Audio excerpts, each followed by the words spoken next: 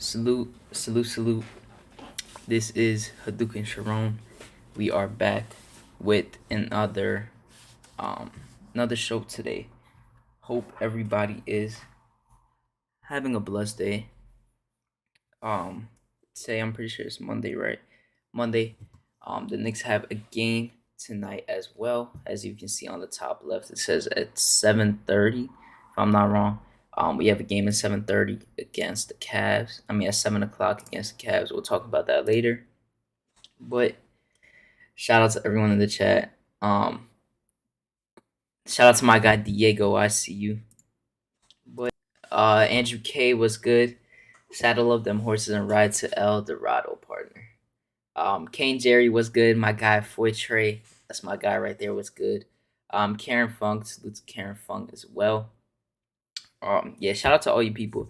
Got a lot of people in the pre-chat, so I definitely appreciate that. Got 9 guys smashing that like button as well.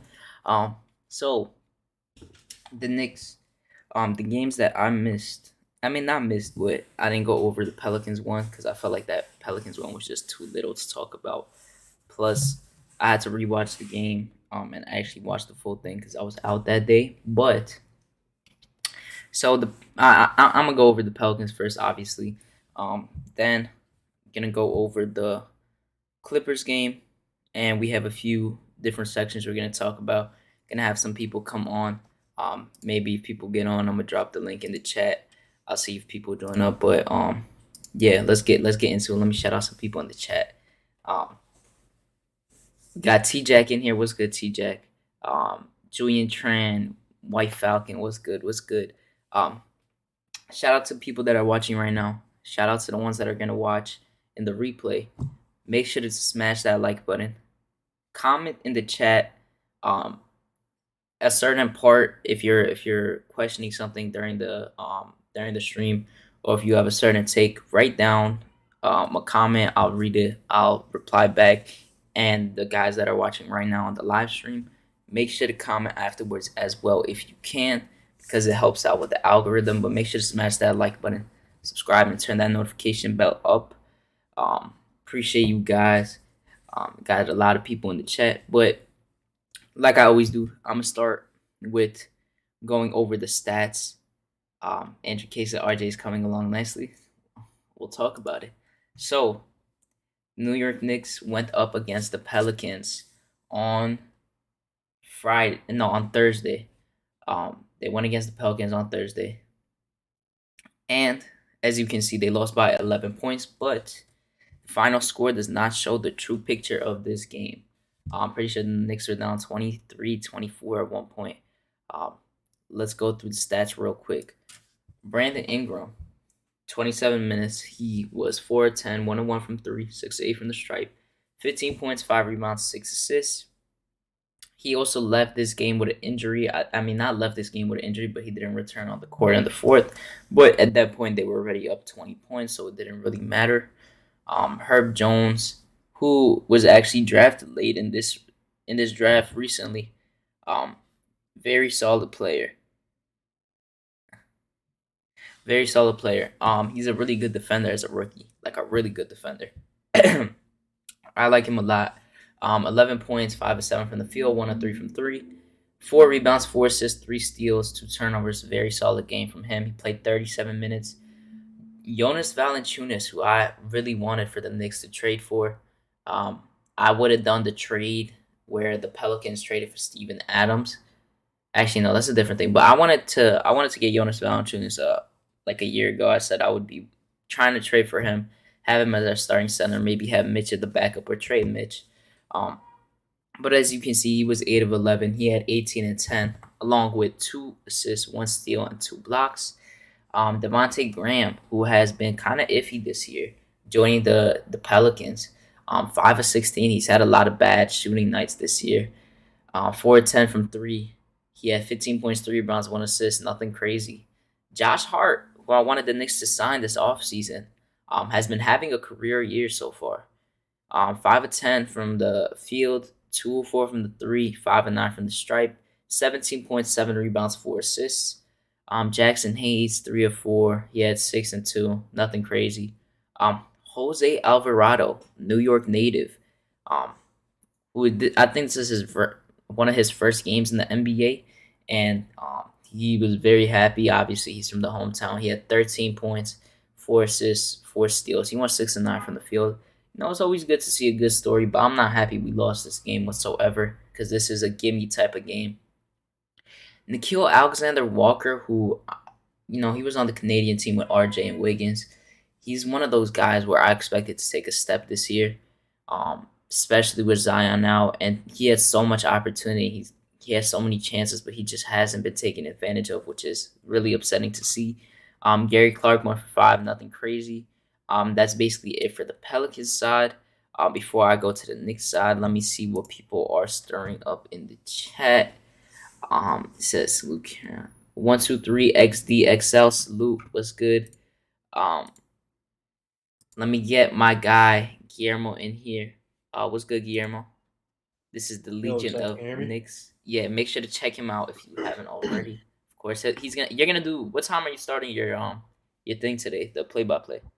Like 6:45 because the game is at 7, Yeah, I'm unfortunately. basically gonna end at that time too, so I'm gonna just end right at that time. But we got Guillermo here too. Shout out to him to open the damn chat. All right, 123 Kid XL. Salute to you too. We got Wacko in Brooklyn. He said fans dreaming for Jokic now. Unbelievable. Yo, Guillermo, did you see that on Twitter too? That they tried saying like one of the Knicks pages tried talking about how Jokic is someone that could come to the Knicks. Like yo, they need to stop doing stuff like Hey, that. Like that's like not even 1% realistic. Not even zero. Like stop. no, Come on. no, no, no, no. Come on. All right. Now I'm gonna get to the next part. RJ in 28 minutes. 6 of 13 from the field, 1 of 5 from three, 4 of 7 from the stripe. Constantly doing bad from the stripe. Um, 17 points, 6 rebounds, 2 assists. I'm gonna talk about him a little later with this, especially in this game. But Randall, this game went 1 for 9 in 30 minutes. Um, he had 4 points, 7 rebounds, 6 assists, and 3 turnovers, 1 steal, 1 block. And he had this little altercation with Fournier. We're gonna talk about some emotional intelligence stuff later because I saw some things on Twitter that I want to talk about too, and some people talking about as well in other people's chats. But he had an awful game. Mitchell Robinson, 6 of 7, 17 points, 15 rebounds. He's been on a roll his own. I'll say the last 8 games, he's been doing really well. He's trying to earn his bag, but sadly, he got injured yesterday. But he said it's a small tweak, and he's questionable for today's game against the Cavaliers. Evan Fournier stunk it up again. 6 points, 2 for 8 from the field, 1 for 6 from three. Not good at all. Kemba Walker had an awful game again. 5 points, 2 rebounds, 2 assists. Yeah, that's just bad. Alec Burks, I'm tired of saying this for Alec Burks, but he had a bad shooting night again. He didn't really do too much. 3 for 9 from the field, 2 for 6 from three, 13, 3 and 2. Taj Gibson, you know what Taj Gibson gives you? He gives you, you know, the box score doesn't really tell too much of what he gives, but he gave 2 and 5. But he's there for veteran leadership, and his fundamentals are really good in the paint. Quentin Grimes, this game right here, the bench mob kind of showed up more in the fourth quarter. They kind of brought the lead down. As you can see, we only lost by 11, but we were down at least like 23 at one point. Um, Quentin Grimes 5 of 9, 3 of 6 from the three. He's been finally like shooting better. He's on a little streak of his own. He's shooting better now recently, which is good to see. Emmanuel quickly didn't have a good shooting night. And he had 14 points, 4 rebounds, 5 assists, 3 steals, and 4 turnovers. It was an okay game. And then Obi in 18 minutes had a donut. 0 for 1 from the field. And that's basically it for the Knicks. After I talk about the game charts, me and Guillermo will talk about it. See what you guys are saying in the chat. But as guys can see, the biggest lead was 25 for the Pelicans. Us was only 2, and I'm pretty sure that was in the beginning of the game. We outboarded them by 13, but we really didn't transition at all with that. The common denominator though that I like seeing is that we're starting to get over 20 assists for like a lot of games in a row now, and before we would be below 20 a lot. So that's one good thing I like to see. Um, They had more steals. We had more blocks. Our turnover another game, which is a little too high for me and my liking. 15 turnovers. I don't like that. But the main reason we lost this game, you could see it in the field goal percentage. They shot 50. We shot 37.7. They shot basically 40% from three, and we shot 24. The free throw line was basically the same. Along with that, um, points in the paint, second chance points, and fast break points are pretty close. They beat us by a tad bit, but that's basically it for this. Now let me send over to the StreamYard real quick. Um, Guillermo, um, Guillermo, how did you feel about this game against the Pelicans? Uh, Randall showed that he's an immature dude. Um, as Hinton always says, he has issues with his emotional intelligence. I'm trying to remember all the stats from this game. This is the game he shot 1 for 9. He had 4 points. He faded away. Oh yeah, that's when they brought in the second It's guys when for the he rest. fought with Randall. I mean with Fournier a little. Not a fight, but Yeah, he yeah, yeah. pushed him away. So right. So I remember. Yeah. So none of the starters had a good game. They brought in the other guys at the end. I thought IQ kind of showed some poor decision making when they were trying to make a comeback. He took that three. I think it was on transition and just jacked the shot up when we kind of had some momentum going our way. But again, that's what you get when the starters come in and do a poor job. You're asking for some of these young kids to come and step up. I think they did okay until again some questionable shots, but that was a game we had to have, man. You can't. And the thing about it wasn't like the Pelicans. No one scored more than 20 points, but all the starters had double digits. I believe two guys from the bench had double digits as well too. So that wasn't even Yep. like a it wasn't even like an Ingram or anybody's dominating this game. We dominated the boards, and yet that didn't translate It was spread out for more their production. team. Stupid. Yeah. Yeah. Before you continue on, shout out to Diaz Ballin. He's on the panel right now. Always gives good takes. Shout out to him. He's in here. What's Salute. up, Hadouken? How you, brother? I'm doing good. How about you? I'm all good, man. Another day. Good to hear. Um, Before I get your take on the game, let me shout out some people in the chat. Of Um, course. got my guy Stephen Fox was good. Make sure to check out Sports Vibes TV. He co-hosts there on Saturday. I mean on Sunday, so make sure to check that out. Julian Tran was good. The coolest salute. Um, Shout out to everyone in the chat. I appreciate you guys for being here. White Falcon said, "If Knicks bring Duke Big Four, Jokic wouldn't join?" Question mark. Nah, I know that PG dream for you is dead now because he's injured. But we not going all the way to Jokic. It's not happening. But D, how you feeling about how'd you feel about the Pelicans game? Um, give anything Here you go, about it. brother. Give me 1 second, Hadouken. I'll be right with you. Hold on. All right, you got it. Um, yeah, but there was one thing though that I thought that Burks was kind of a zero this game again, and I felt like they could have put RJ and Mitch in a little early in that fourth quarter to try to ring a bigger comeback because it looked like they were in the flow. Um, RJ, besides him having some defensive lapses, I don't really think he had a bad game, and I think Mitch had a good game as well. What do you think about that?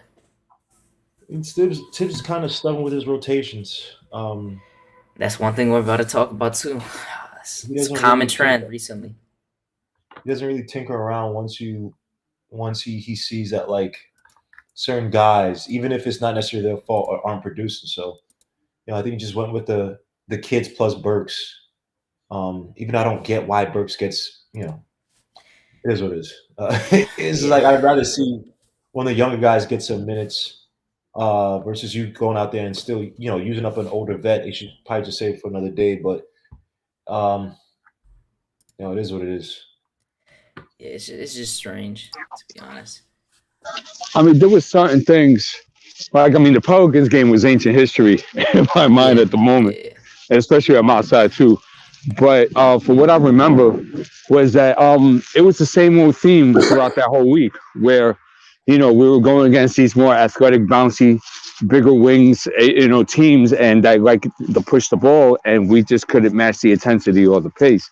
Um, For example, I remember Taj Gibson was playing a whole bunch of minutes on Jackson Hayes, and Jackson Hayes was doing whatever the hell he wanted.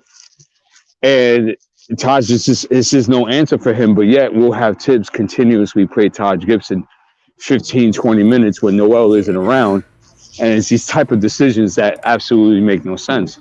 I believe we shot bad that game. I believe we had a lot of turnovers that game. I believe our assist totals were low that game. 15 turnovers, 21 assists, and we shot 38% from the field, 27 from three compared to their 50 and 40. Yeah, that's no bueno. Yeah. And I believe we out-rebounded them that game as well, if I'm not mistaken. By 13, but we didn't do anything with it. Yeah, right. Yeah, that week we just those type of teams. And it was against Minnesota and it was against Charlotte as well. It's just those type of teams we're just not matched up to play against. And I remember continuously saying Obi Toppin, that was a beautiful opportunity for him to at least get 15 to 20 minutes against those teams because he can match that athleticism and that pace and that bounciness.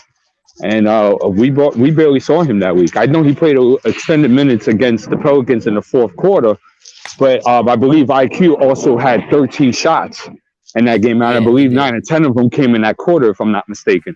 So that doesn't help the cause. If you're not sharing the bread, people are not going to eat.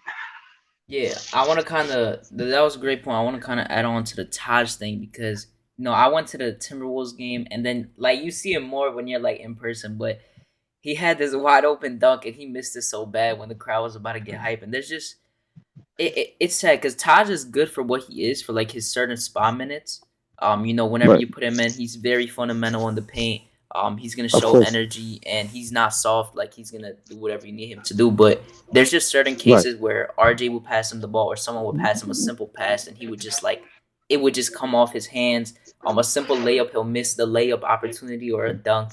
And it's just I can't truly blame him because it's not his fault. Of course. It's not his fault. Of course. I gotta blame Tibbs for not playing Sims some spot minutes, not putting Obi in certain positions as well. And it's just especially this week, it's just been bad, like mostly bad with rotations. Because I feel like Tibbs has his stints with bad rotations, and his stubbornness, and you're kind of seeing it right now. And like it's just showing right now, especially like you said, the athletic teams. Like we always struggled with the Hornets. Last year we struggled with them too.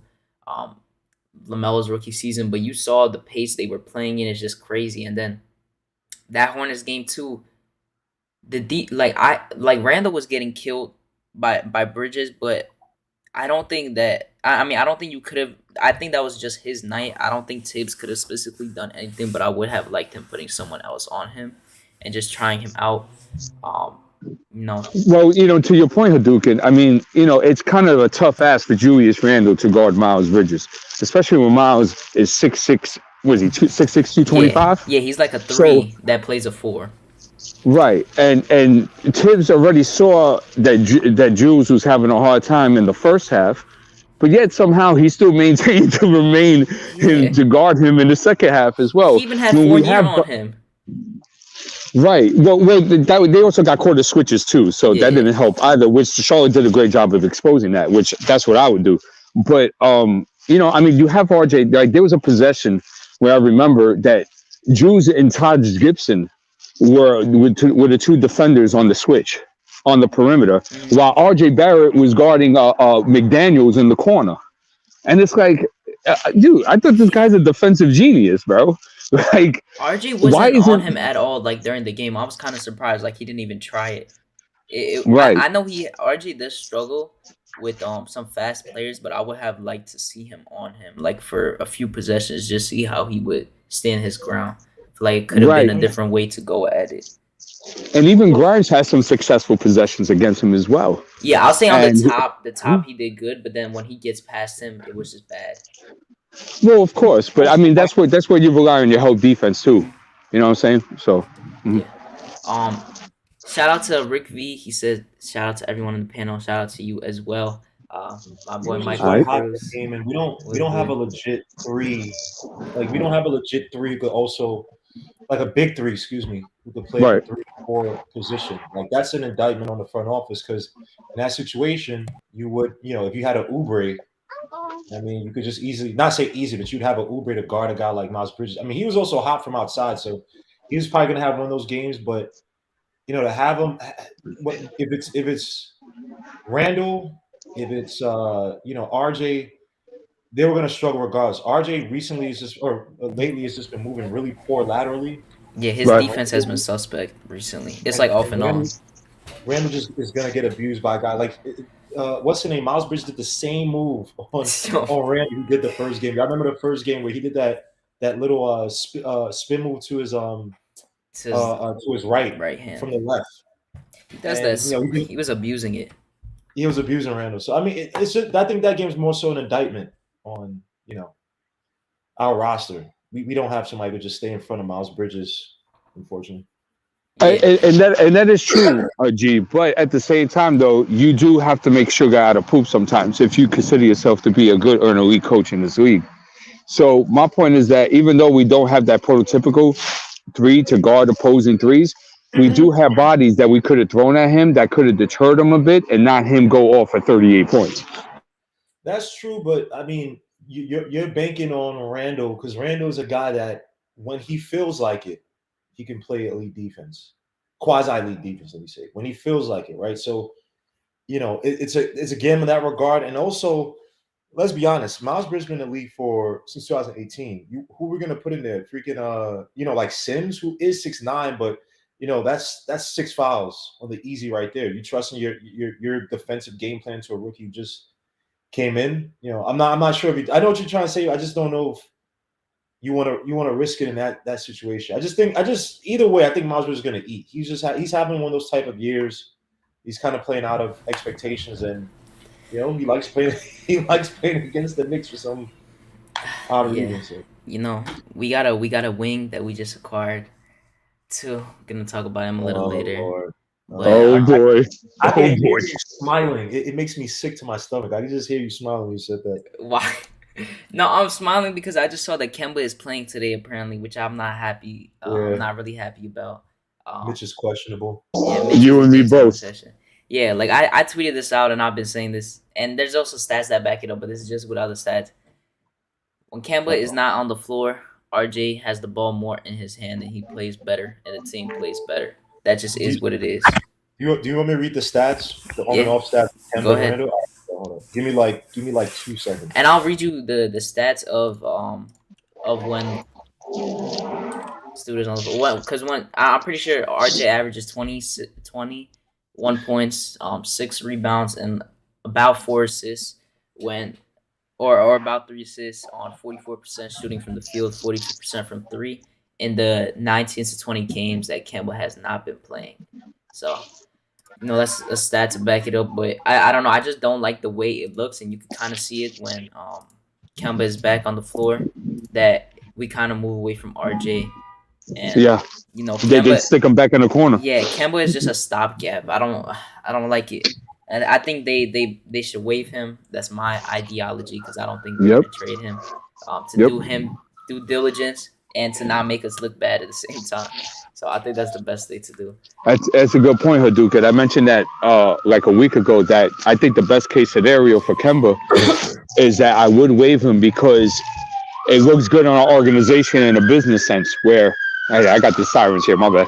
Yeah, it's good. That it will look good for us in an organizational sense because we feel we know it doesn't fit, and we're gonna do the guy the favor in choosing where he wants to go. You see, so it's a win-win. He doesn't fit our roster, and he gets the opportunity to play somewhere contending if that's available. So So RJ He's Barrett, outside. when Kemba Go ahead. is off the court, RJ Barrett, all the lineups. Sorry, when he's on the court, RJ Barrett has a plus minus differential of minus 10.6 in his and the team. Sorry, the team. Excuse me, the team or the teams accumulation of all the teams with Kemba Walker and RJ Barrett minus 10.6 differential points per possession per 100 possessions of 105 points. However, when Kemba's off the court and RJ Barrett is there, it's a plus differential of plus 0.6 and 111.3 points scored. Now, as for his individual stats, RJ Barrett, Let me see. I think Doesn't it's seem as accurate. 20, 26 and 3 on 44% from the field, 42 from 3.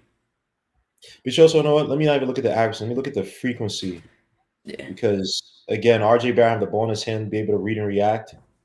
Yeah. So without when RJ without sorry, I can't talk without Kemba on the court. RJ Barrett's frequency is 34.8% at the rim.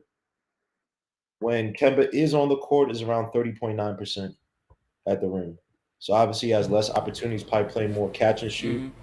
And also another thing too, RJ Barrett has to like typically, especially when you play against tall lineups or aggressive lineups that play who hedge hard or double You help the moved your center. mic or something. Sounds I'm weird. sorry about that.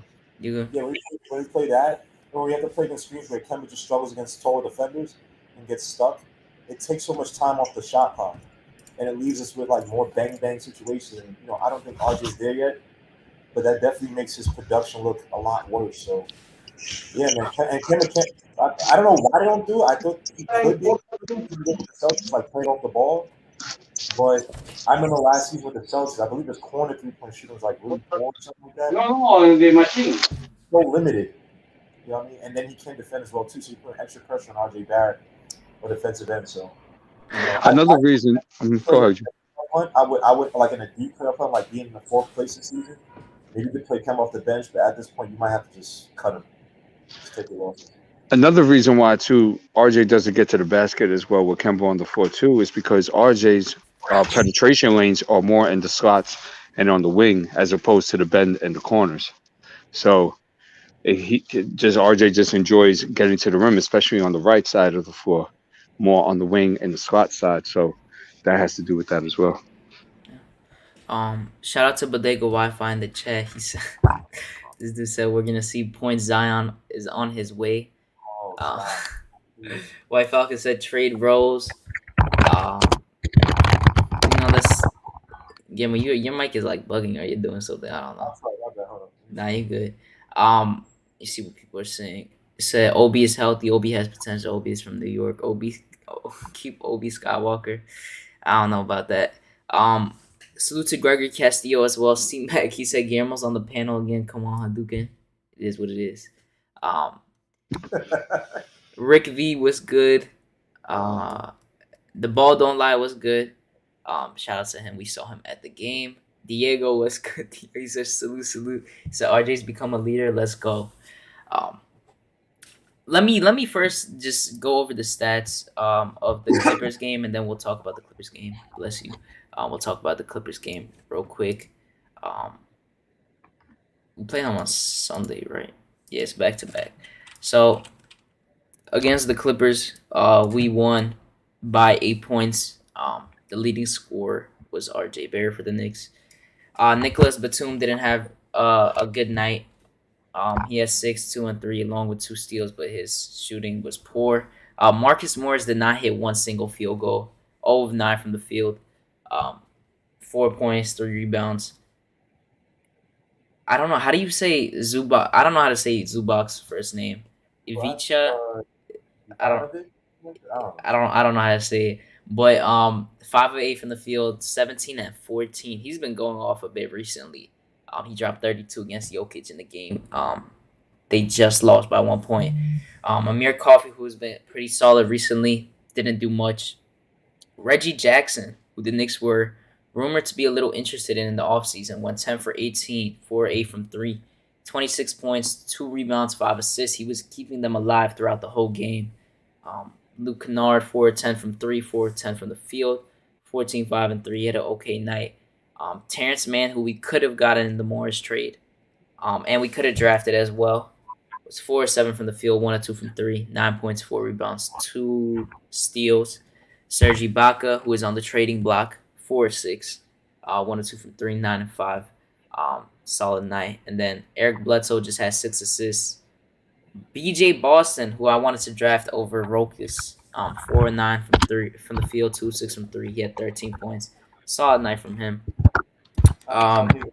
Yeah. Go ahead. What you want to say? I said stop hating, man. Rokas is Yeah, Rokas. Yeah, I don't know about that. You better RJ. watch more film, Hadouken. Now I've watched film. I'm not a big fan, to be honest. But RJ 9 to 24. He didn't really have the best shooting night. He missed so many bunnies towards the end of the game. Um, but I liked his aggressiveness throughout the game. He had a good all around game 28 points, 14 rebounds, 6 assists, and only one turnover, along with one block he had on Zubac towards the end. It's good to see him come from having a back to back games with 6 turnovers and then 7, and the next two only have one turnover, which is great to see.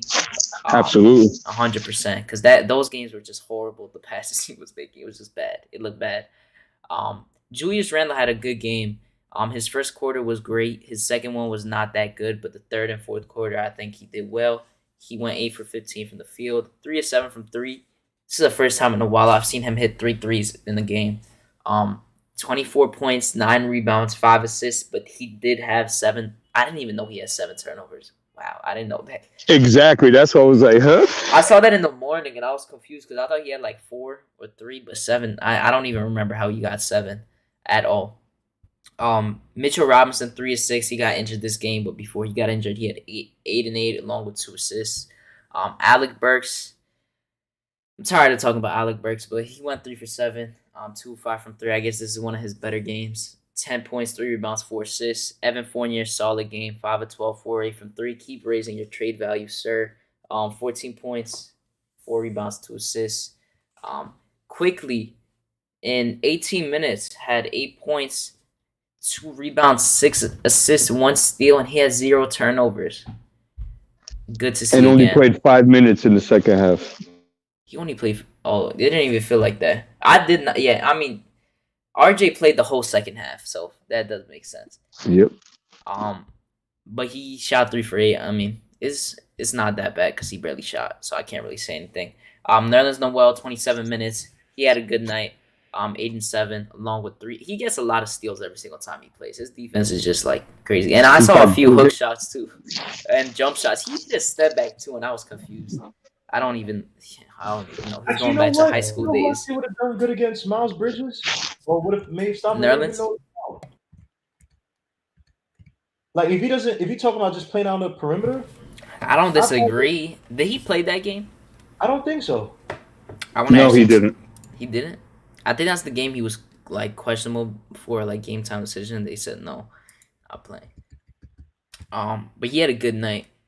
Quentin Grimes didn't really have a good shooting night. Played 20 minutes. He's been getting 20 minutes a good amount recently. 2 of 10 from the field, 2 of 6 from 3. He did have 6 points and 2 rebounds, but his defensive effort is always there. Cam Reddish in his debut played 5 minutes, 24 seconds. He had a nice coast-to-coast reverse layup, and he missed a 3. It was pretty short, but that's basically it for what he did. Obi Toppin only played 8 minutes, 1 or 2 from the field. Of course, he missed the 3-pointer, but he did make a double clutch dunk. In 5.5 minutes, Taj played. He didn't score anything, but he was a body out there with 4 fouls, so that is what it is. Let me go to the game chart real quick, then we talk about it. Our highest lead was 14. The Clippers never led in this game. I didn't know that. They never led in this game. We obviously won by 8 points. We out-rebounded them. We're consistently out-rebounding people the last few games, but we're not transitioning into points. But this game we did. Again, you look at the assists. The assists are above 20, which I like to see. It's like 7 games in a row. It's above 20. We were at 26 this game. 6 steals compared to 7. Nothing crazy. The blocks as well. The turnovers are at 12, so that's pretty fine. We shot the same exact percentage from the field with 43% as the Clippers. But as you can see, we shot 44% from the 3, and they shot 34%. And a good thing to see as well that we've been really low on is the free throw percentage. We were at 84 and they were at 67. So that's basically it for the game. Everything else, we outscored them in second chance points, which is from the rebounds. So that's good to see. How did you guys feel about the Clippers game? Any thoughts? I'll let you go first. Go ahead, Go ahead, Guillermo. Oh crap, yo, what's good? Oh man, haven't seen these guys in a while, man. What's good, Div? Wait, What's wait. up, I bro? have a question because I was thinking about this before. You were on MB. You used to be on MBK, right? Who me? No. No, I swear there Mm. was someone that looked like you, and I thought it was you for some reason. Cause I this get that a room, lot too. Just yeah, look like people. yeah. I used to Alright. think you sounded like Macri. I don't know if you get that, but I used to think that when I was in Nah, Fuji's chat. No, To that's be not honest, that's even the first close. time for that. Not even. does he not? I don't know. I was probably bugging out, but Gamma, go It's all ahead. good. It's all good. All right, go ahead, G. What's your Oh, my announcement? God. Oh, just thoughts on the game. So yeah, RJ Barrett, he struggled off the screens. Mm-hmm. I think RJ Barrett, one thing is like he still doesn't trust his mid-range shot. He had about two of them yesterday, I believe. Yeah, And he also he missed both. struggles with centers who could defend the screen well, right? So the past few games, not was the Pelicans game? I want to say the Hornets game. Yeah, I think it was the Pelicans game I'm thinking of, where you had them aggressively, especially the Hornets game. They were playing off the screens uber aggressively. And RJ struggled with that, right? And you saw Zubac just play. He played more drop back, but he always made sure to be at least like he wasn't too far away from the center to or the ball handler where he couldn't block. And I think RJ struggled a little bit with that, right? He forced like two shots on his left against Zubac, picked up his dribble a little bit early. He was 1 for 9 off of screens yesterday. I think he had one assist, I want to say. Mm. Um, so he definitely, I mean, it's still some, he still has some work to do. He did miss some gimmies. He had Steven Jackson one time in a post, and like he could have just, I don't say bodied it, but got a lot closer than he did. Um, he did have one real nice layup. I think it was It on was Terrence. against No, he put up a BJ Boston. Ibaka. It was against. He got past BJ Boston and got like a little Euro tough left-handed layup over Right, but he also Ibaka. got stripped by BJ Boston before that. So he has to still do a better job protecting the ball. Um, I mean, RJ Barrett had a decent game. Randall had a so-called comeback game. He was still slopping the ball, 7 assists. I thought it was a played, good defense. He has, very underrated hands. Say what you want to say. I think like for the lack of hands he has on offense in Yeah, terms of his finishing, yeah. it makes up for like steals and I mean, deflections. he has brick hands, so it does make sense with the Yeah, defense. so yeah, right. It makes sense. Right, yeah, Yeah, right. It makes perfect sense as to why he could. But yeah, I mean, people complain about Cam. Look, Tom Thibodeau, they did not trade for Cam for this kid not to develop because they have to see what they have in him. I feel like he's Right. basically their first round pick this season. Be patient. Tom Thibodeau, and to people talking about the minutes and what time, I don't take what these guys say seriously. Tom Thibodeau, before Mitchell Robinson started last season, said all this jazz about Noah Wells going to start and blah, blah, blah. Who started that season? Who played 27 minutes, which was his career high last season? It was Mitchell Robinson. So like, guys, chill out. These are mind games. He's trying to get Cam Reddish in the proper mind state to play team ball. That's what I think. I don't think he's not going to play Cam Reddish.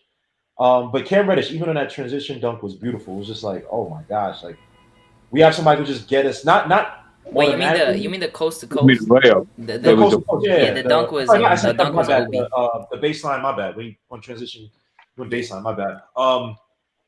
That was beautiful to see. But the person who I think actually had the most interesting game to me, I thought was IQ.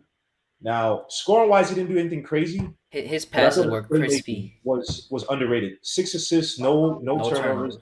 He had some nice assists off the pick and roll. He had the nice transition pass to RJ. The one to Randall was like between two defenders as well when he got Mhm. that dunk.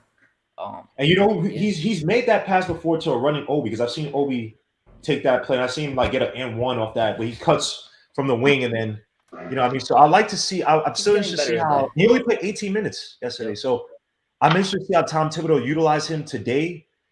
Uh, and yeah, I mean, obviously they don't have Colin Sexton out there, and they probably I don't know who they're gonna go with the three, maybe a Kuro, I guess, By because the way, Mitch is out. They just ruled him out. yeah. So I that's a figured that. big L for us. that's a big. I mean, this is Armageddon anyway, so I mean, Mitch Right. was we're done. But no, yeah, I mean, yesterday was a good game. We had to have that game, especially with their guys out, Kawhi and Paul George. I thought the whole thing with RJ Barrett. I love the fact that even though he got mad at the refs, which I don't advocate for anybody to do that. I like how he played diplomacy.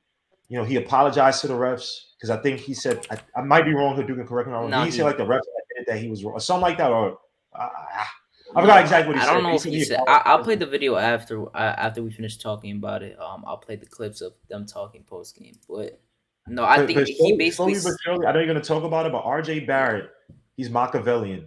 He took this opportunity while Julius Randle's sitting there talking about, oh, thank you, James Dolan. Like, he just doesn't get it. You know what I mean? RJ Barrett got it. Now he's so talkative. Not saying he wasn't before, but he seems a little bit more talkative in the post games. He was talking when we were losing. Yeah, I mean, I'm not saying he didn't do it before, but I think he's silently taking this opportunity to kind of edge out Randle as like the so-called face of the team. Because Randle being a petulant child like that, it's a cycle with Randle, right? He gives you one of these games where he's not necessarily scoring, but he's doing everything right. And then he maybe gets the next game after where he has like a semi-monster game or a really good game.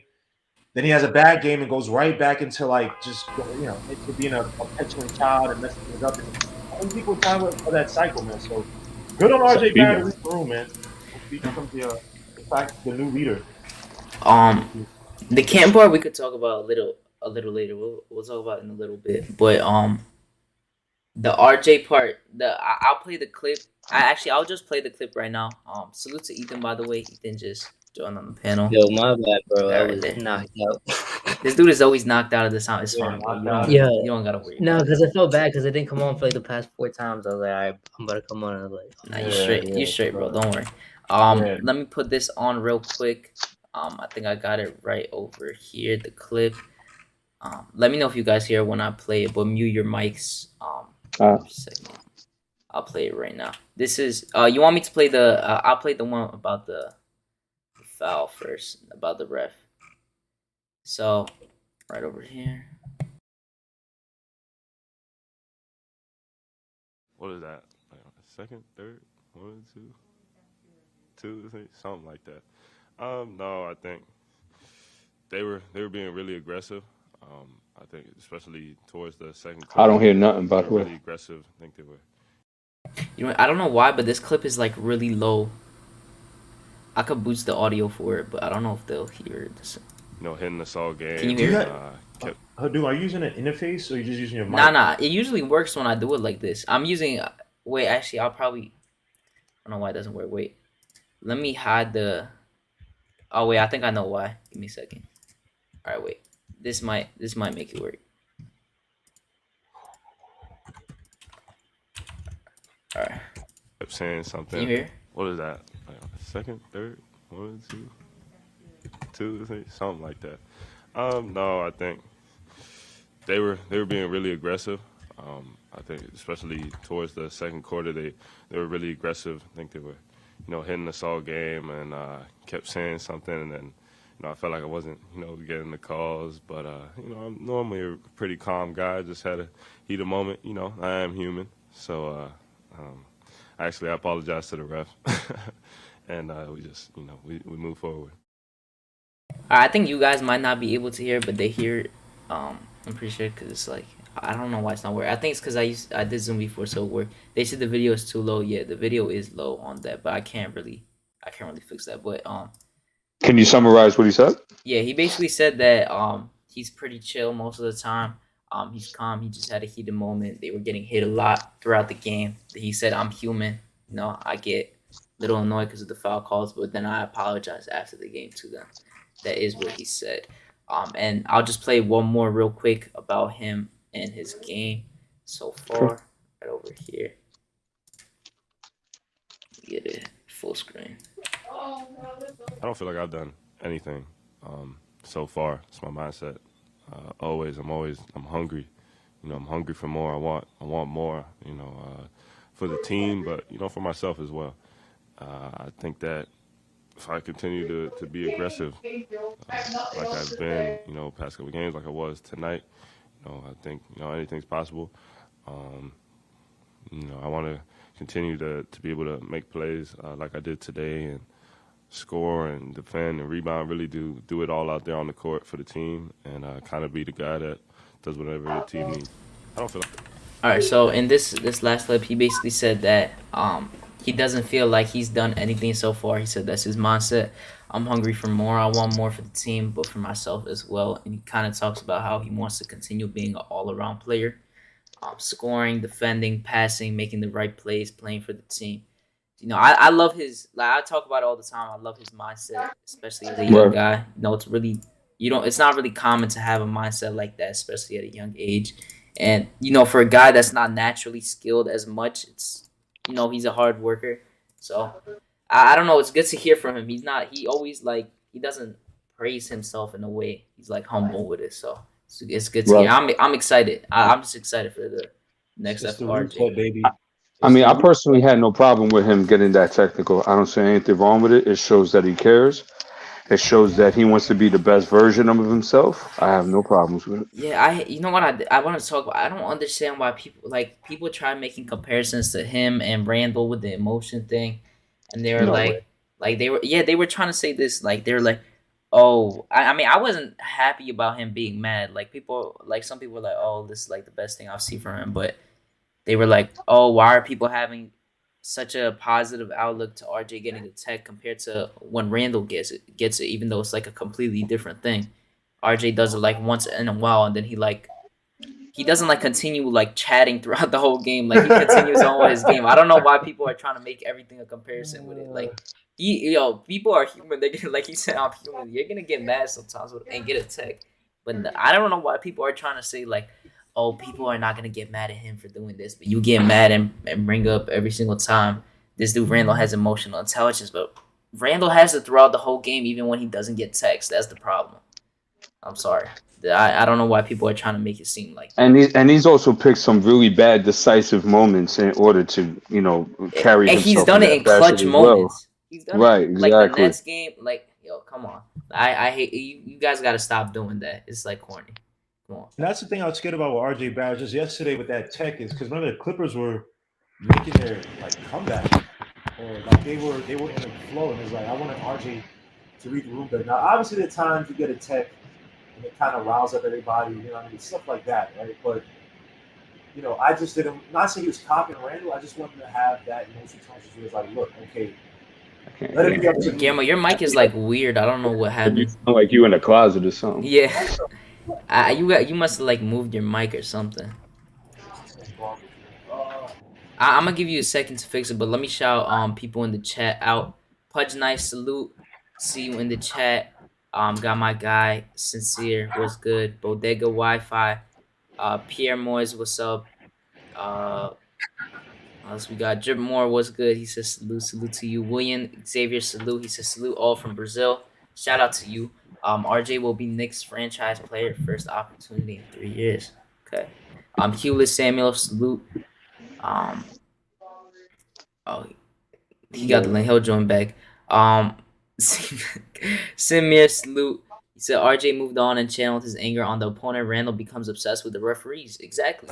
That's a perfect example, a perfect statement for. I don't think it should be, because the thing that made me mad is people were like, "Oh, Randall is rubbing off on RJ." Please stop, stop Yeah, that's doing corny. that That's stuff. a corny It's so narrative, corny. bro. That's what I'm trying to say. People are trying to be petty, yo. It's weird. Well, while we wait for G to come back, Go ahead, I'll you got give it. my analysis of the game real quick. I'm not going to be as optimistic as Gmo. I think this was a crummy win in a lot of ways.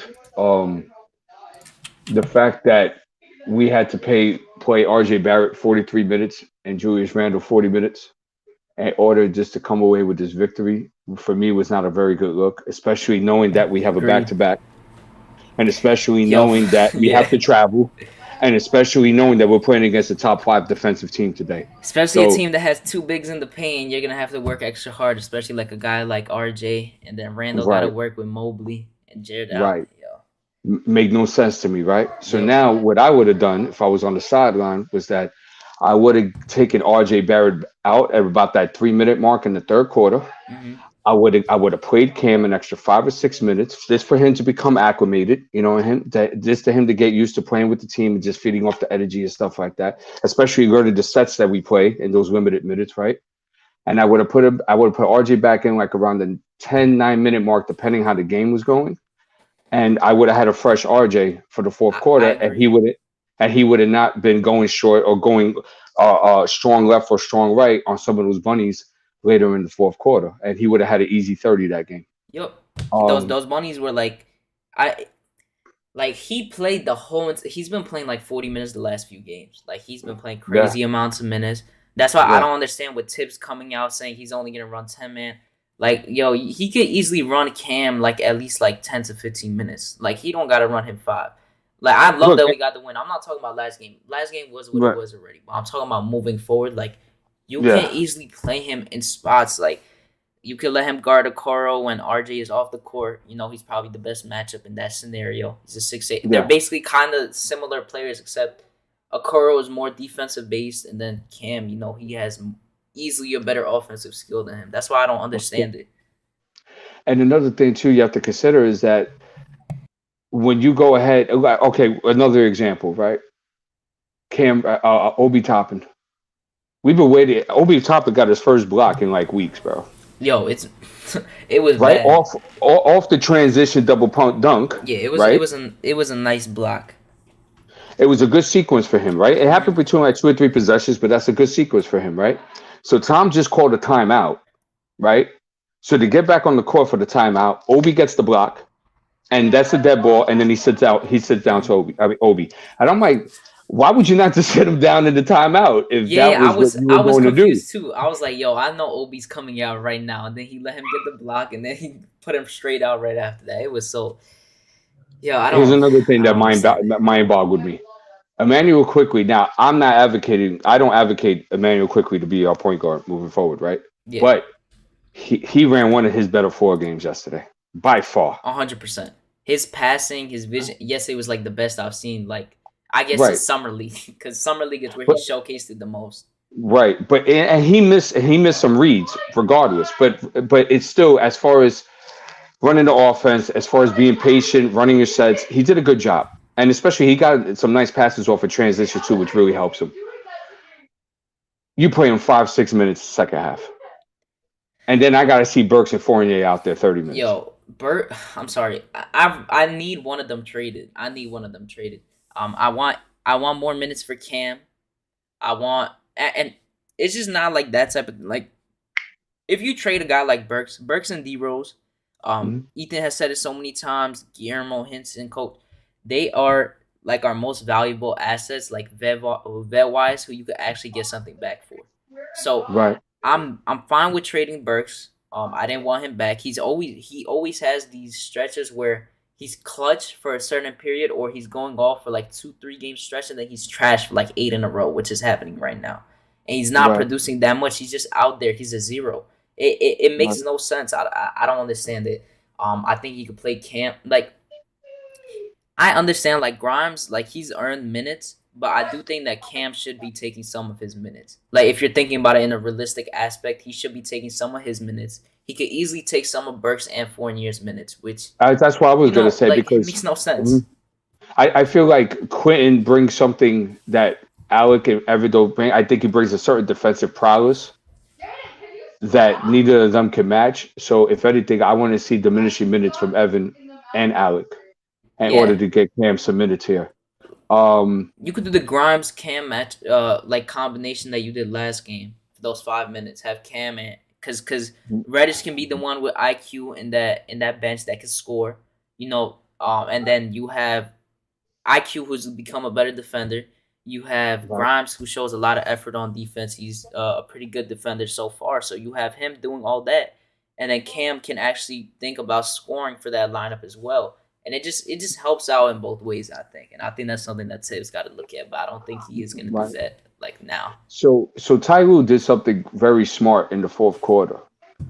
And what he did was that when they made the switch with Randall, he put Reggie Jackson on him, and he came with the double help with Zubac. Mm-hmm. So the reason why he did that was because he could have longer wings in the passing lanes, because we all know that Julius Randle can't read a damn double team. Yup. So he did a fantastic job of that, and it really gave him a lot of trouble. So as you notice, right, everything was going fine in the fourth, and all of a sudden, like the last 5 or 6 minutes, it became the ISO Randall show. Mm-hmm. And it's trouble. You know what I mean? The execution is not the same.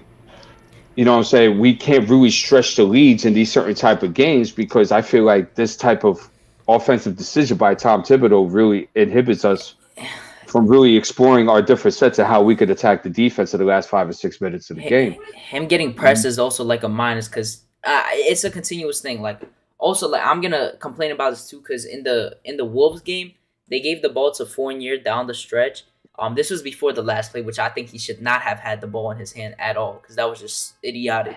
He's not no ball Yeah. handler, but there was like within less than 2 minutes left, he sees the trap coming and he just holds the ball and causes a turnover. Right. And you have the same thing happen. Randall, this has been a thing for the last 2 years that I said was the main thing that I wanted him to get better at coming into Mhm. this season. His IQ and his Yeah. reads with double teams, and he just doesn't. Absolutely. I don't know how it's so hard for him to like read through it. He's a tall guy. He could pass right through it. He sees it coming. He waits 5 seconds, and then he thinks about a pass, and he gets stuck in a position that is a detriment to the team. I don't understand it. Right. It's I mean, very and also confusing. too yesterday. I mean, yesterday was kind of like a weird game because the Clippers are actually top 7 in defensive 3-point percentage, 3-point attempts, and 3-point makes, and we happened to shoot very well against them yesterday, especially in the first and third quarter. So I thought that was a little strange. That was a little anomalous for me.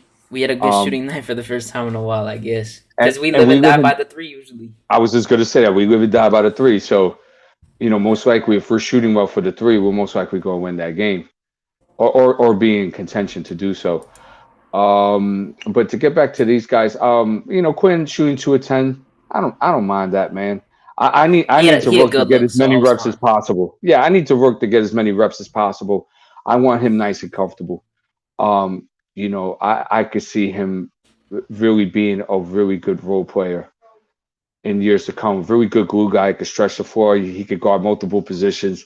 I see a lot of upside with him, so I don't really have a problem with his 2 of 10. Um, at the end of the day, I just look at this game and I look at Tom. I don't know how you guys feel about Tom on the panel. Do you want to fire? I don't know if you do. You want to fire him? I'll put it to you like this. I'll be diplomatic, right? And I'll Mhm. say that I think Tom is a good coach, but I just don't feel with this roster and the vision of where I think we should go. I just don't think he fits. And I could agree with a certain extent. yeah, go ahead. What you think? I wouldn't fire him because he's Mhm. already signed. You have like the Knicks, like they always have this. They sign a coach and then they Yeah, continue paying them off the next years while they get new coaches. It's I just a I continuous heard. thing. But I heard. I it wasn't like more that I didn't like Tibbs, but it was like I thought we were going more in the rebuild area because I didn't know we were getting Randall. I wanted like Atkinson or someone like that. In Me that too. sense, Hmm. develop more of Hmm. that guy. He's known to be good with developmental stuff. But Yeah. Tibbs to me right now, I wouldn't fire him because some people want Johnny Bryant to take over, which I don't really understand too much because he's not a coach. He's more of a player coach. He Hmm. develops single types of players like more of like guards and stuff like that. But Yeah. Tibbs he just annoys me with his stubbornness. That's the main thing. He has his lapses where he has good rotations, and then he has lapses where he's bad, and we're going through that right now. And he's caused us for a decent amount of games with L's because he's Yeah. just been too stubborn. He's not putting in the right players at certain times, but I Yeah. can't completely blame him for the season at all, and I would never be able to because the front office just didn't do the right job in getting the right players for him. So So that's kind of my where I'm question to at. you, that with that narrative is that, but knowing that Tom Thibodeau is definitely a guy that likes to be in control, right? And definitely knowing that he was a former president of basketball operations, right? You don't feel that during these off-season acquisitions and stuff like that, and during the trade and stuff of that nature, you don't think Tom Thibodeau had a yay or nay say in the boardroom Not while they were really. making these decisions? I think he had a little, but I Not don't think really, as because much. if you think about Evan and Kemba, they are the opposite of both of his personnel on court. That's very true. So I can't really say that. The only people I could say that are probably that are Grimes, McBride, Burks, and Nerlens. So you feel in the The draft two front office. he had a yay Yeah, the or draft nay, I think was for but not him. in He had a free year. agency. He had a year or nay in the draft, but then the front office also screwed up in the way that we shouldn't have let Tom run the draft. You have Walt Perrin, let Walt Perrin run the draft. You don't even run the draft because you picked Obi while you ran the draft, and that was an idiotic choice. You should have let Walt Perrin run the draft. I mean, that's what we had him here for, right? Yeah. Yeah, and you didn't let him. I agree with the Kemba and Fournier thing. I don't think they're guys that Tibbs like would look for because a lot of No, a lot they're of like articles literally came about opposite him wanting metric than Bullock. Tibbs because Tibbs literally doesn't even want a point guard on the floor. He just needs an attacking guard at his main spot. He needs a head of the heel. So that's what Peyton you could have hated Peyton, but at least he clamped up Right. defensively, and he was an And attacking he got guard in the lead. because you can okay. There's advanced metrics to say the more penetration you get, the better looks you get for your team. Of You can course. hate it now, but you can hate it now, even though we're still getting really good looks offensively. Our high-low sets are good. It's just like, you took away defensive versatility and you gave inconsistent offense. It was bound to end. So it's just Right. how it is. You can't expect Tom to do anything with a crappy roster like this. Yeah. Agreed. Like you saw it in the Kemba DMPs. Like he did not want to play him. And then like there's idiots who like keep saying that Tom is not playing the kids when actually he is because Rj is getting 34, Mitch is getting 27. Yeah, Mitchell's getting right. Yeah, Grimes has been Quickly's getting 24. 20 recently. Grimes is getting 20, and Obi's still getting 16 a game when, frankly, he doesn't even deserve it. Like, Obi's showing you nothing that he deserves minutes. And that's just idiotic to say that, Well, that could also be a placement on the roster as well. Because we had a couple more playmakers that could make plays that would open up a little bit more for Obi and what he does. I mean, but still, okay. Yeah, without D-Rose, look at Obi like from this struggling. metric, right? You can look at Obi from this metric. Name one. I'll even put in center. I'll include center. Can you name me one big who doesn't have a perimeter game offensively, is below average defensively, and is a good player in the league? Yeah, zero. Okay, then why do kids like people care about Obi Toppin? Because he fits that metric. He doesn't give you anything except for rim running, and he's not a good screen setter. So what can you do for him? It's like he literally won't get a consistent role until he's able to make a jump shot, and he's not. So Do you guys coach? me? Yeah, you. No, I play. Oh, okay. Where you play? No, he plays in high school. I'm a high school ball player. Oh, okay. Oh, damn. All right, damn, you're a young kid. Okay. Yeah. He's Okay. 15. No, I was just asking because you know certain things of what you're talking about, so that's why I asked. I hear you, Ethan. You like Obi, by the way. D, I don't know. What is your viewpoint on Obi? Like, I This guess is my- potential, just like what he is as a player. Because I'm This not is my really thing. high on him. I hear you, and I look. Listen, we could sit down and we could chop it up and say I don't see anything that Obi's really good at. Yeah. Except that maybe attacking at the rim with one dribble with only one guy, maybe, or just an alley oop or in transition. But what I will say is this: I never knock a young guy down early because I always feel that if I play young guys extended amount of minutes, I feel like something will click. I feel like something will pop in their head at some point in time that will make them serviceable in the NBA.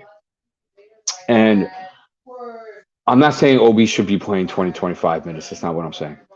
What I'm saying is that I would at least put him in certain circumstances to see whether he decides that he's going to thrive or not. It's my job to put him in the proper position to be successful. And I don't feel that Thibodeau has done the best job of doing that. I feel he has a very short leash on him.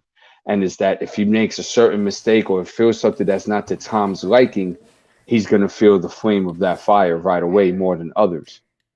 So I feel that's a little unfair for the young man because we don't know really what he's capable of because he hasn't really played extended minutes like that consistently. So I agree with you to a certain extent. Like I said, I'm not like I was fine with drafting him at the time because I just didn't want to trade up for him. If he fell, he fell. I wasn't high on Halliburton, so I can't complain.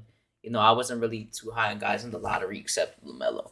But the thing with it is, I understand. Like I think you have a valid point with saying that he could. Like I don't want him to play 20 minutes. I feel like he's like we thought it was crazy for him to play even 14 minutes this season per game. He's averaging like 16.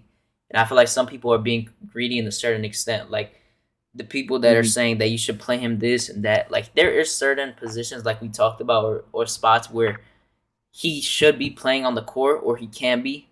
Instead of Taj, for example, in certain positions. Or maybe Sims can be playing in those spots and he hasn't. But I do think that has a lot to do with him.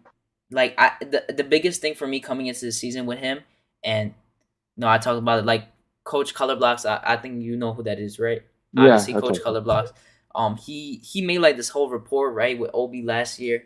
He went through like every game in Dayton. He made like a whole report for us on Guillermo's channel, and Yeah. we all said this.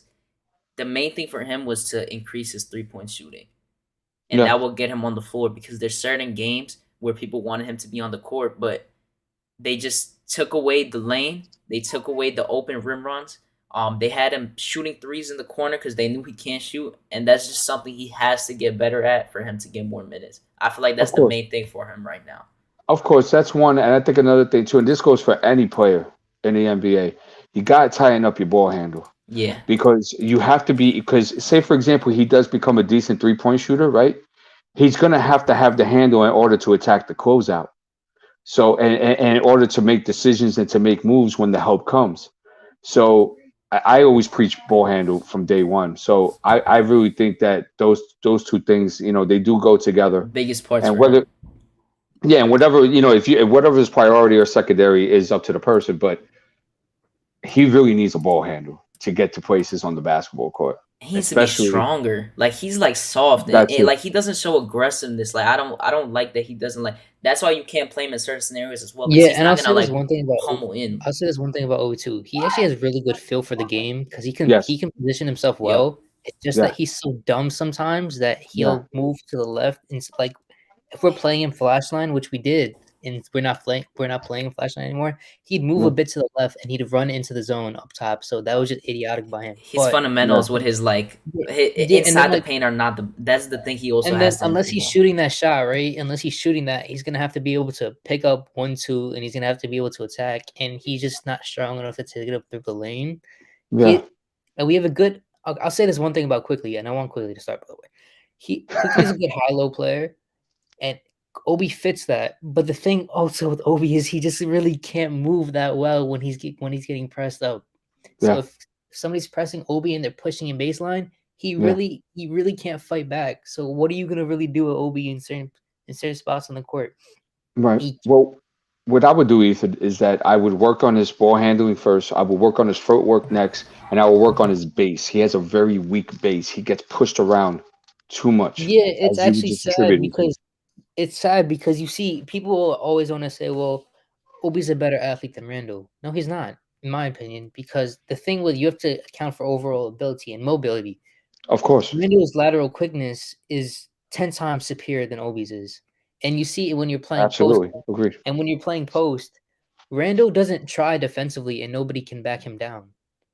Because Randall's core is on an insane level where you can try to back him down and you're not moving him. Obi will try and you're still moving him off the court. Right. So it's like little things. And then, first of all, my thing with Obi is he needs to learn how to position himself because positioning and shooting, because he needs to learn when to stop. Taj is there. You have Kenny Payne. Taj is arguably one of the best bigs at it. No one to stop in the court and when to roll because you need to be able to delay your picks to be coming off the screens. And Obi just doesn't know certain things. I would understand him not getting minutes, like people complaining about not getting minutes more. Yeah. If he gave you good screen setting and at least effort rebounding, but he doesn't. So I don't really know like the argument about like, are we gonna be doing this about Obi? Well, another thing with Obi too, you got to consider too, is that the way he's playing in the NBA is not how he played in college for 4 years. So it's totally different. Hold on. Wait, Sky, can you just go over a second? Thank you. Just over a second.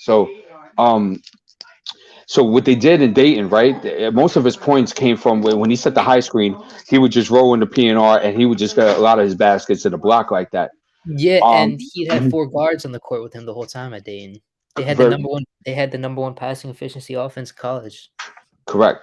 So what happened with Obi was that the reason why his 3-point percentage looked decent off a small sample size, and why his mid-range game looked pretty decent off a small sample size, was because he was working from inside outside. So when he would establish himself inside, the game will open up for him a little bit more, and I think he feels a lot more comfortable playing that way. Where in the NBA, he's working from outside to inside. And I think it's just really uncomfortable for him. It's not what he did in 4 years of college, and I don't understand why the Knicks are doing that to him. It makes no sense to me. I mean, yeah, you can establish, but you can also see it this way: is that Obi can't establish himself inside, so you might as well try to work him inside. Because if you can't get anything going inside, you're not going to be able to work him out outside. And the one thing about Obi too is that he's positioned in different spots now because he's mostly corner and wing now. At Mhm. Dayton, they basically made him play mobile 5 in certain situations. So you can put him at the top of the key during certain pick and rolls and he just pop out. He would get better looks. But Mhm. again, talent evaluation, you can say that he looked good. Oh, well, you had a workout with him. You should have been able to see what he can do. That's true. shooting-wise. That's true. Talent evaluation. So if you Yeah. thought, we got tricked. No, you didn't, because you were able to evaluate him for Correct. 3.5 months. That's correct.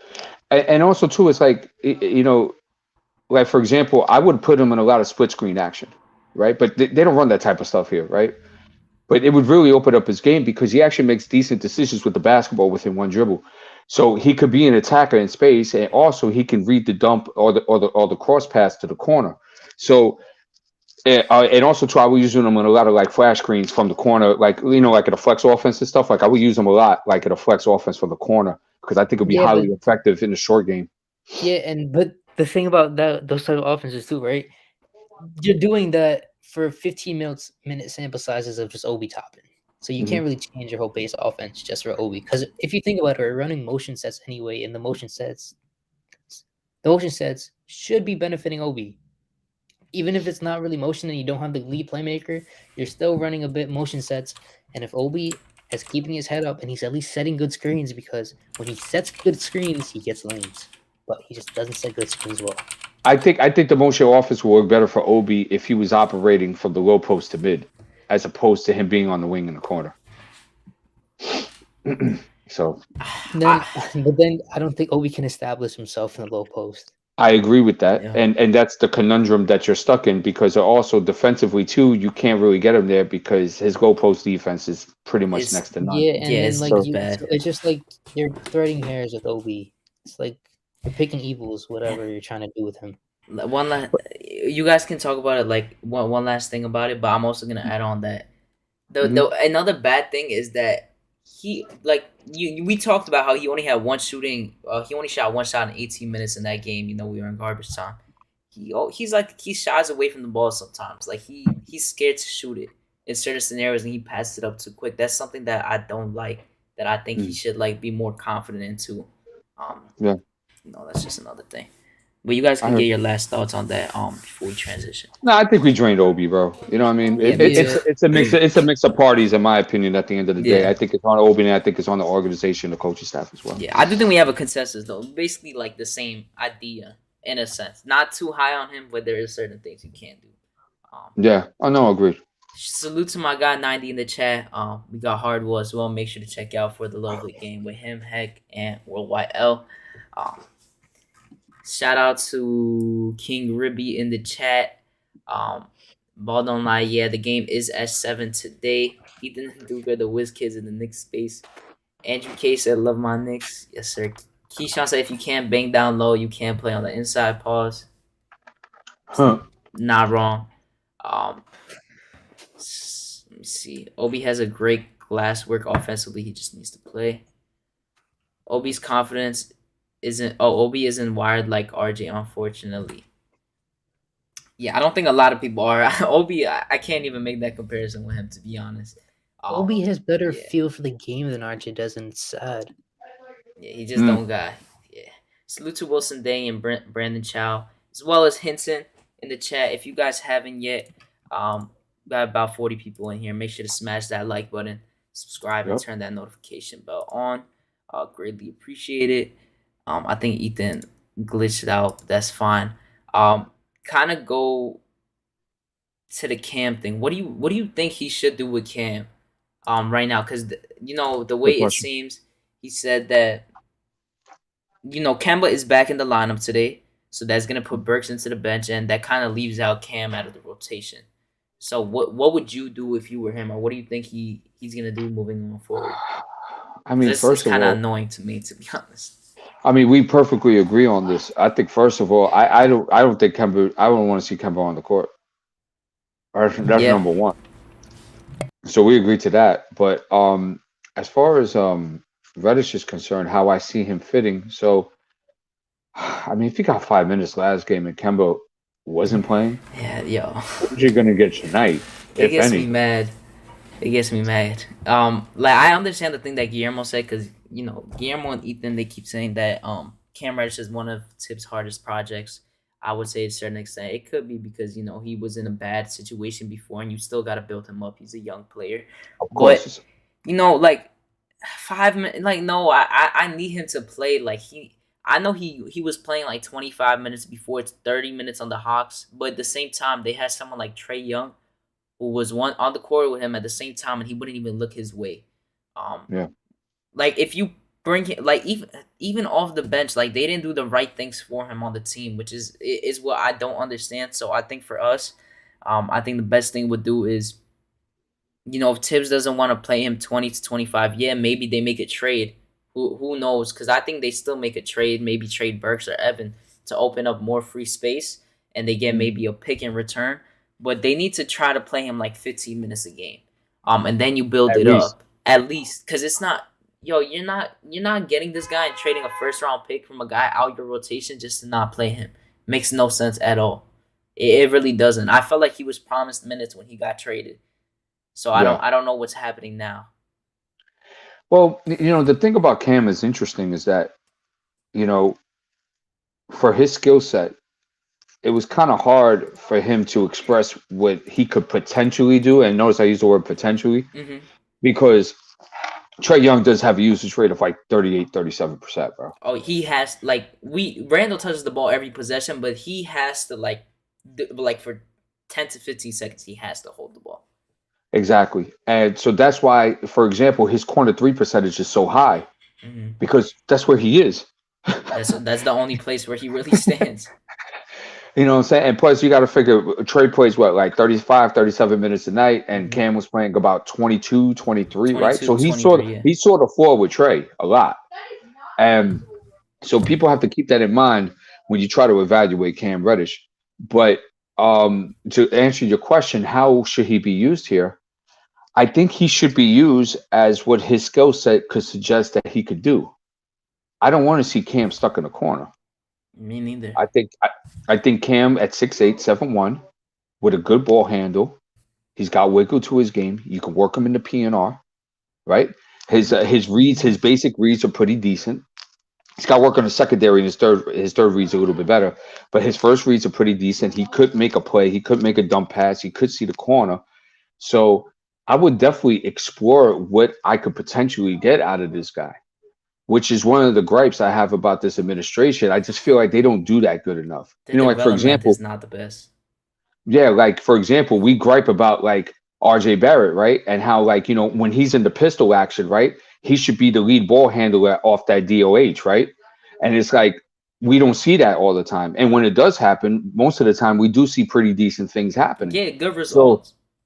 so it's like why do you do it? You see it works, but then you You revert move back to away from it. something, seeing that it doesn't work, and then it takes you so long to go ahead and revert back to what worked in the first place. It doesn't make any sense to me. Yo, So I'm go sorry, ahead. but like to side, not a side here, but like to build off of that, it's funny because I've been saying this because this is what RJ, because I still think that they did him wrong in the beginning. They didn't develop him right, but this Correct. like after the protocols was a hidden like gem in disguise. The protocols, Mm. because this is where we started letting RJ handle the ball. Because Yeah. I've been on here for a while saying, give RJ the ball, let him develop, put it more in his hand. I don't want him to run the offense, but one of his main attributes off of college in Duke was being a playmaker and a guy that uses the ball and creates and shows more of his skills. Where you saw recently, he's showing more of his skill set.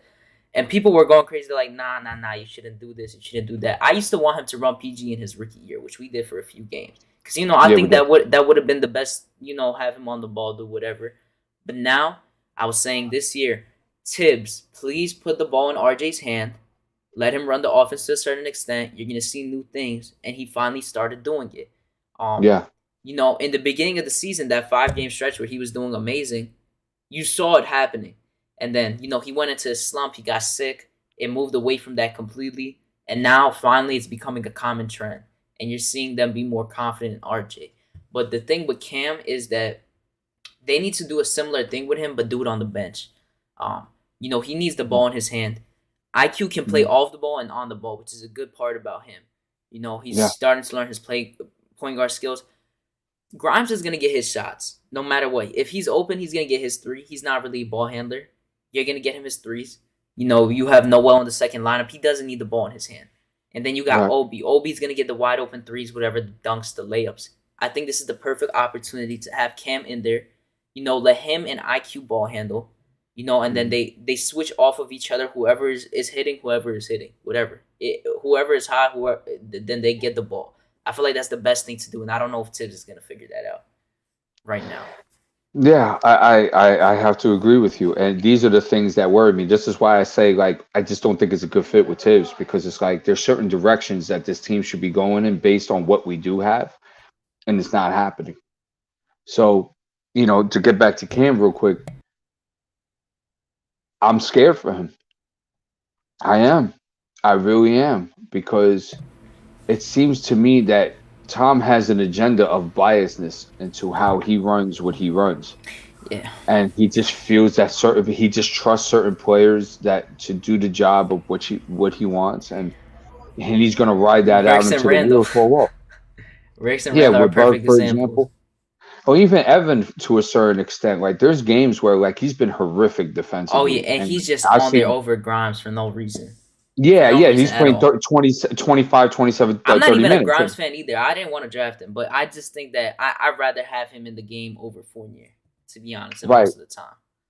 And to my understanding of this game, of this great game of basketball, you need a dynamic wing player in order to be successful in this league.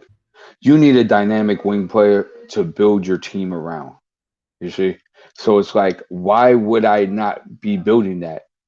Jokic, as great as Jokic is, right? And Jokic is, I mean, for me, I think he's like top 15 ever. And the guy's not even done yet. Already, He still need.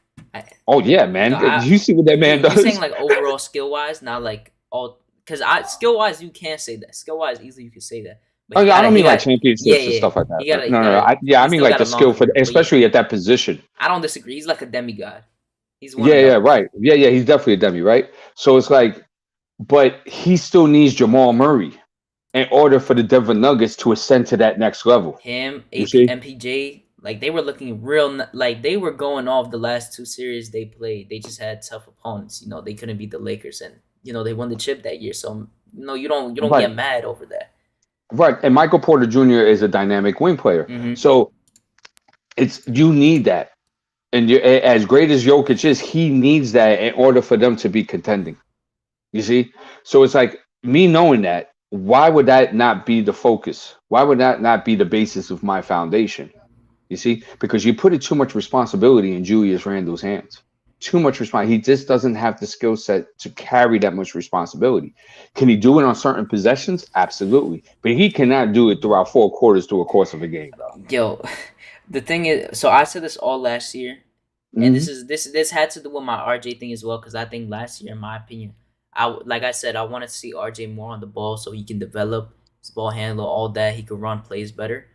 Yeah. Last year, I said Tibbs saw that Randall was hitting. He was doing everything great. He would shoot. He was like one of the best shot contested makers last year, and now you're seeing a drop off completely from it. But he saw that. Why do you think that? Why do you think that? Don't fix it. That's what they did the whole entire season, and that's No, but why do you what's in think that his is, head. though?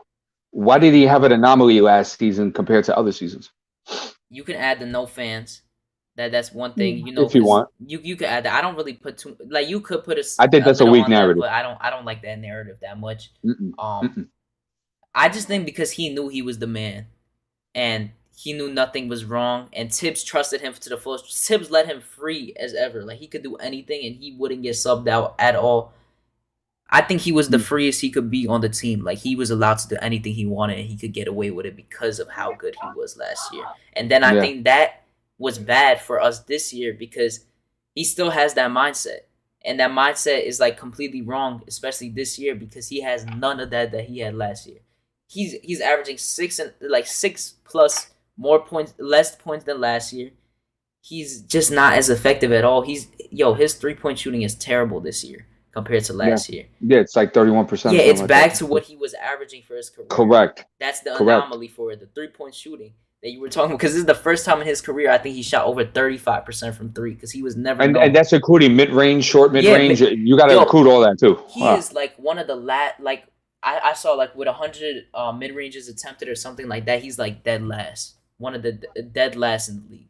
And that's just from a guy who was making that like look easy, like fadeaways, double team fadeaways, hesitations. Like he's just not doing that anymore. He's also bottom 18 in power forwards at finishing at the rim as well. Yeah, so it's terrible. So here's another thing. I agree with some of your points, right? So let me veg you back and add on. Go ahead.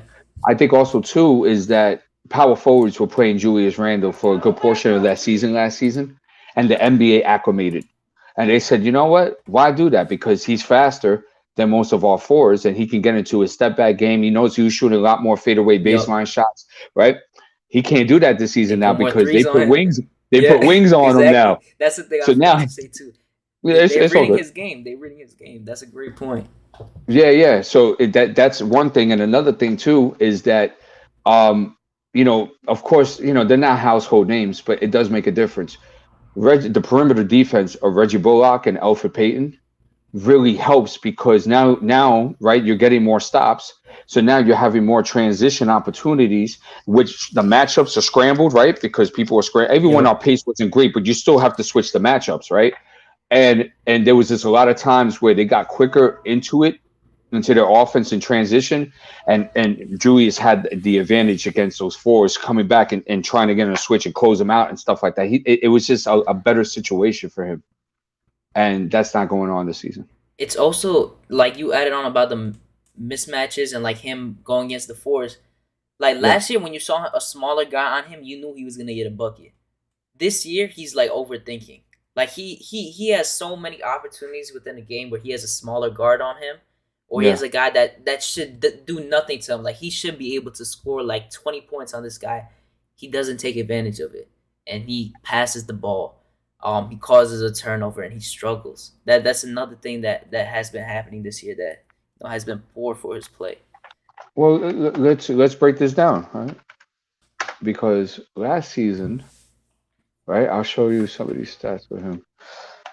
Poor Richard, salute. By the way, Jerry Fist was good. Shout out to you guys. Say Campbell is playing Burks with a second unit. There will be a center. Yeah. Randall has only been the leading scorer in 10 of the 45 plays he played this year. Yeah, I know. RJ has been one of the main ones, I guess, especially recently, the last 10 games. Right. So last year, right? So this is his anomaly season, right?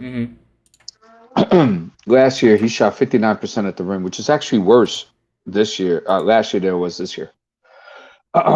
Short mid, he was at 42%, which is decent. That's okay.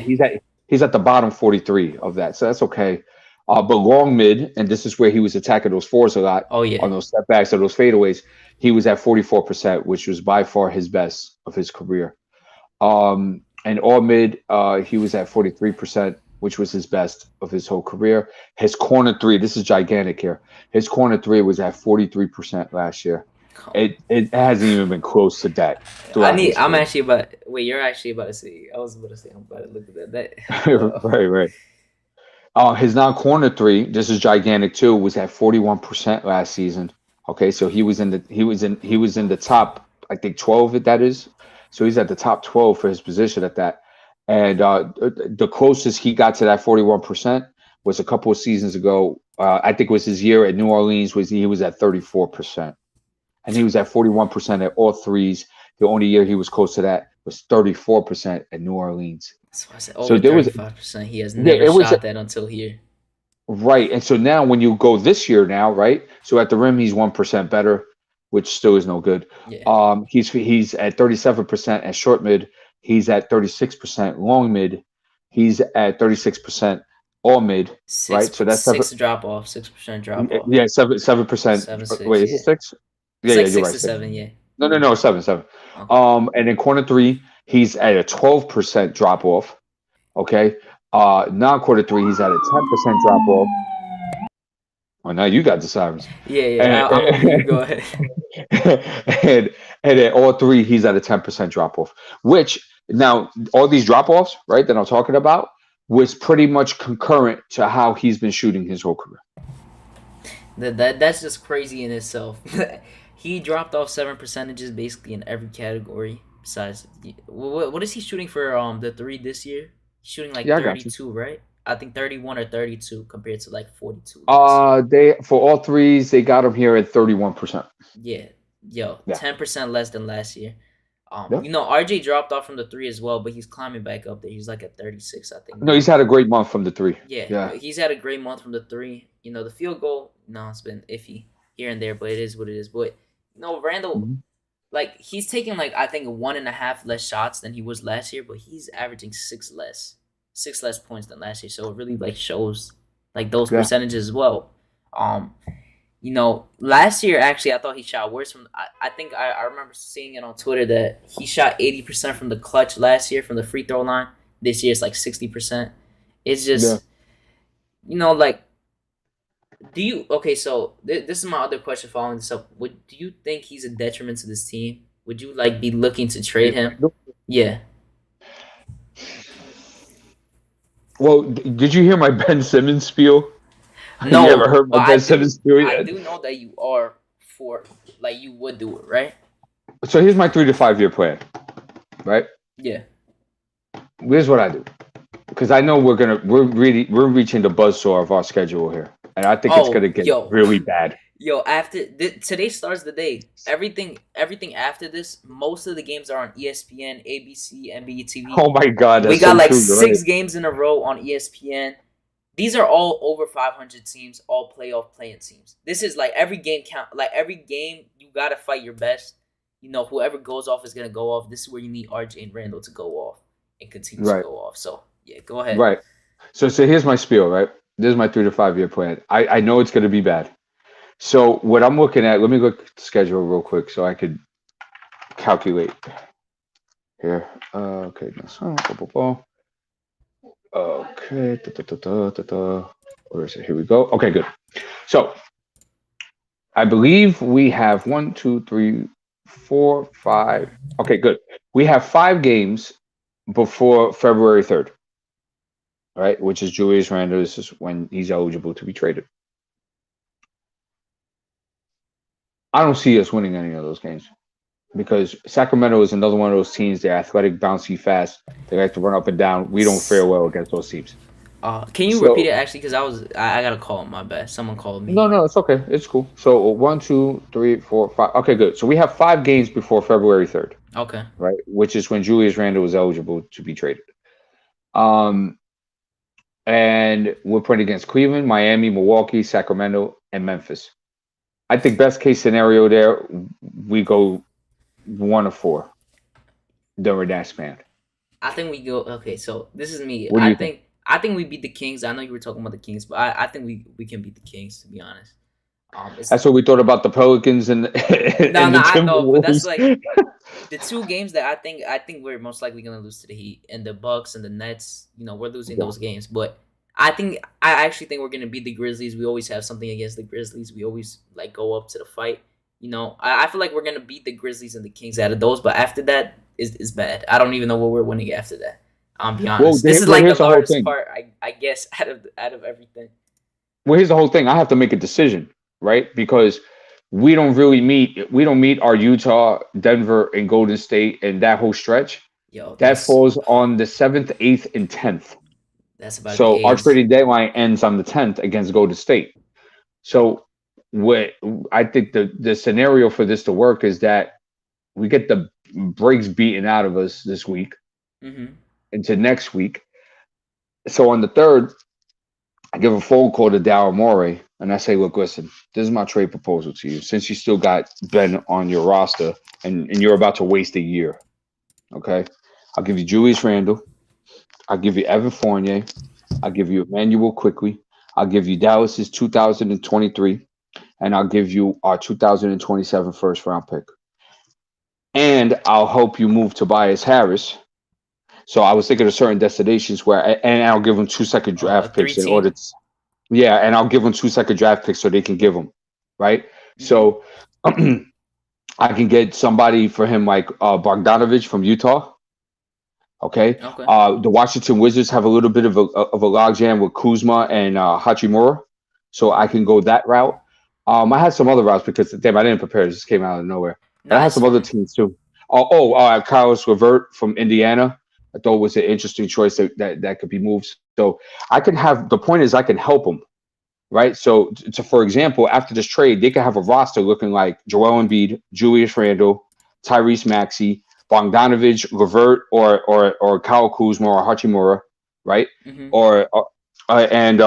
And I still have Evan there, and they still got Thibault, and they still got. And I'm saying, look, listen, I just helped you out, bro.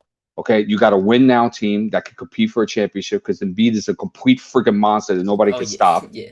Okay, and I also helped you out for your future as well. So I take Ben. That's all I want is Ben. I just want Ben. Yeah. That's all I want. So now my starting lineup would be Ben Simmons, RJ Barrett, and I get Tom out of here because I don't want Tom Thibodeau nowhere near Ben Simmons. Okay, so I get Ben Simmons, RJ Barrett, Cam Reddish. I have Obi Toppin in my 4 to start, right? Because look what I'm going to do with the 4 now, and I have Mitchell Robinson, right? So now I'm suspect about Obi. I'm not sure about him, even when I think he'll thrive because we'll have a lot of defense on the court. Yeah, I'm questioning it right now because I mean I'm gonna be honest though. I think when Simmons comes back, I think he's gonna start shooting something at least because it wouldn't make sense if he doesn't start shooting. But here's the whole thing about Ben. I'm glad you brought that up because here's the thing about Ben. For the first time in his career, he will hear, "I don't need you to shoot, bro. I just need you to play stellar defense in all 5 positions. I need you to get everybody going. Yeah, I need you to get the playmaking going, and I just need you to learn to hit free throws." Yep. So I hire a free throw coach for him, Mitchell Robinson, RJ Barrett, right? I'll cover the whole ground with that, right? And I go, have fun, play ball, because we're going to have a top 5 defense in the league with those guys on the court. Oh, yo. Okay? Yeah. Okay, yeah. So check this out. I'm not done, right? So now for my 4, I'm a little suspect about Obi. I'm not sure about him. So if he doesn't play well, I'm looking for guys like Garuba Usman from Houston. Oh, Usman Garuba? Yeah, my bad.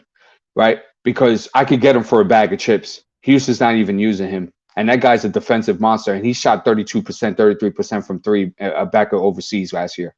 So he has the potential to hit the corner 3. And plus I can move him around a lot in the court. And he rebounds really well for his size. And he's a good passer in the pick and roll drop. So I could do a lot with that guy. I'm looking for guys like Kelly Olynyk. Oh, Olynyk? Yeah. He's like a stretch 4. Yeah, right. You could look at Mo Bamba too, maybe. But at the 5, I would say, not at the, But yeah. I don't mind the Noel Mitchell thing with Ben there. I don't mind it now. But I'm looking for like PJ Washington. I'm looking for like something like that. I need something like that because they can stretch the floor. You get what I'm saying? They play decent. Like the stretch 4 is like a Lauri Markkanen type of player. A Lauri Markkanen. I even thought Freezy actually came up with a good one. I thought Marvin Bagley wasn't a bad idea because he could stretch the floor a bit. He plays decent defense. I would take him. Yeah, and I can get him for a bag of chips. All these guys, you notice, I get him for a bag of chips, except maybe for PJ Washington. But it's that type of prototype. So we have a season. I think with that squad. So I now have Johnny Bryan in there, right? And it doesn't have to be Johnny, but I'm just throwing a scenario. Whatever, random coach. But a random young coach because I love young coaches growing up with young players. So I get him in there. Our defense is going to be top 5 in the league. I think that equals us a 6th seed, 5th seed around there. We go against Milwaukee or something like that.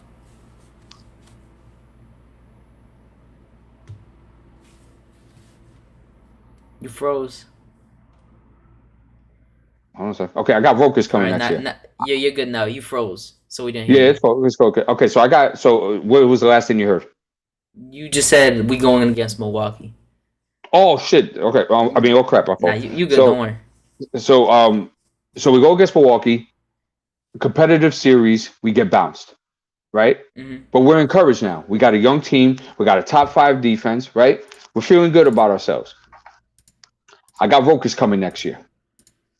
I got still my draft pick. Okay? I got guys growing up with each other a year later. I think that equals us to about a 2nd round. And if we really develop well, it might get us to the Eastern Conference Finals. Then guess who comes off who gets us a free agent after that next season? Nikola Jokic. You're gonna tell me Jokic will not be interested in playing in New York with that roster, bro? You're about to make White Falcon happy. I'll just say White that. Falcon head. White That Falcon would stay be in 2K trade machine. But so that was there was something else to this plan I can't think of, but that was pretty much like my 3 to 5 year plan for this team moving forward, and I feel it was a very viable one, and I challenge anyone to give me a better scenario. that's an interesting, type of trade. Just hearing the thing is, I've said this before. Like, I'm fine with trading. Like, I wouldn't be mad if we traded Randall for Ben Simmons, because that would it's looking like it right now. RJ is being our number one right now. The last 8-10 games, he's been our number one. It's gonna put him in a better position, and then you got guys like Simmons who can get him that perfect pass when he's in the fast break and nobody finds him. Usually, like RJ runs so many fast breaks where Randall doesn't pass him the ball because he doesn't have that skill to do it at the same time. But he doesn't look up to it, and Ben Simmons can make those passes. He can make him that number 2 guy. So I think that would be a good thing to do. But I wouldn't completely disagree with that idea. I feel like that's a fine idea. If we would go through that path, I would be fine with it. Trade Randall for a Ben Simmons. I think that's fair. But I just don't. The only reason I don't think the Ben Simmons thing would happen is because now Daryl Morey's trying to. I think it just makes too much sense to trade Harden for Ben Simmons in a sign and trade. I just think that makes too much sense. But I think it's a valid plan to have. Right. Just like Omega said. And I agree with you. Like, I don't think it's going to happen either. But, I could put it out there and see what happens. Yeah. You know what I'm saying? Because I know for a damn sure these guys listen to these shows, bro. Yeah, I feel like they got to. There's no, I'm going to be, if I was a player, there's no way I'm not looking on YouTube and searching up to listen to what people, my fans are telling me. You know what I mean?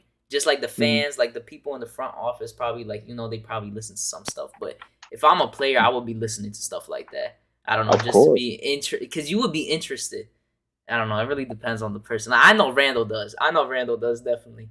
So, because in 2019 especially, in 2019, I know he did.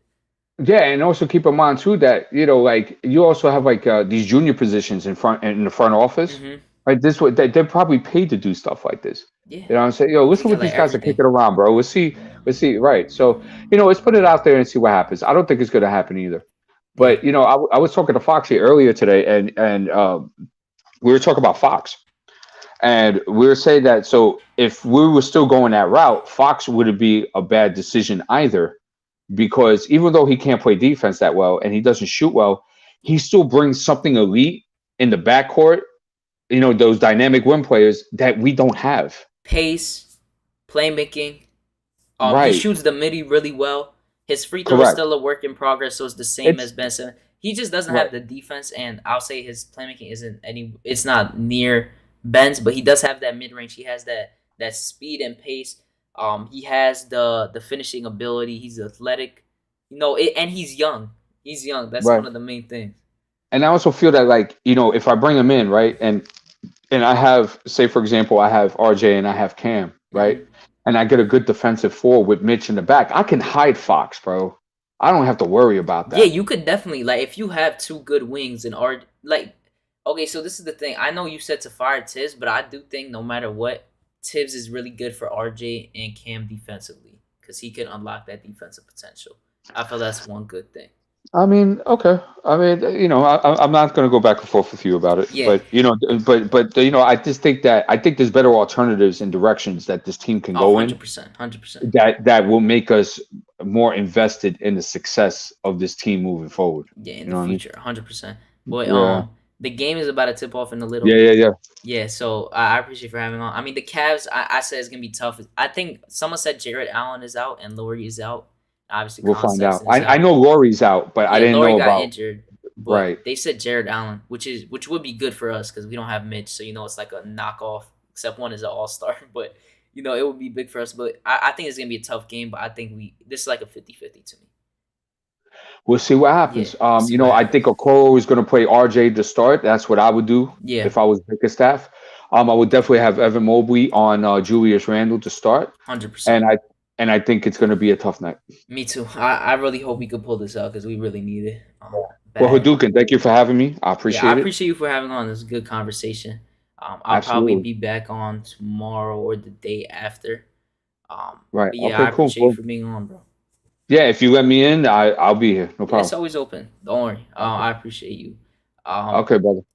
I'm gonna see you later. Peace out. All right, Hadouken. Take care of yourself. Peace, chat. Peace out. Um, D'Angelo says the same old story. If we lose tonight, yeah, in a certain extent. All these games afterwards right now, they're gonna be really bad and tough. Carlos Cruz, what's good, my guy? He said good vibes. What's good, Strong? What's good, my guy? Carlos, right there. I see you. I'm about to close it out as well. But I don't know, Karen, if RJ will have a good game with Kemba, but I do think RJ does have a good game today. In my personal opinion. Frederick was good as well. You said it's not the RJ show because I'm about to head off in a minute. I'm just shouting you guys out, but Big Shicey as well. He said RJ 30 piece tonight. Okay, yeah, I saw what you said, C-Mac, about the PJ Washington thing, but I appreciate you guys for watching. I appreciate everyone that's gonna watch in the replay. Shout out to Diaz Ballin. Shout out Quiet Money. I just see you in the chat. Shout out to Diaz Ballin. Shout out to Ethan. Shout out to Guillermo. They were all on the panel. You know where they be at. I appreciate you guys. Everyone in the replay, everyone in the chat, if you can, make sure to drop a comment after the replay, the stream ends. Make sure to smash that like button, subscribe, turn that notification bell on. Hopefully we win today. It's about to be tip off in a few minutes, but I'll catch you guys later. Peace.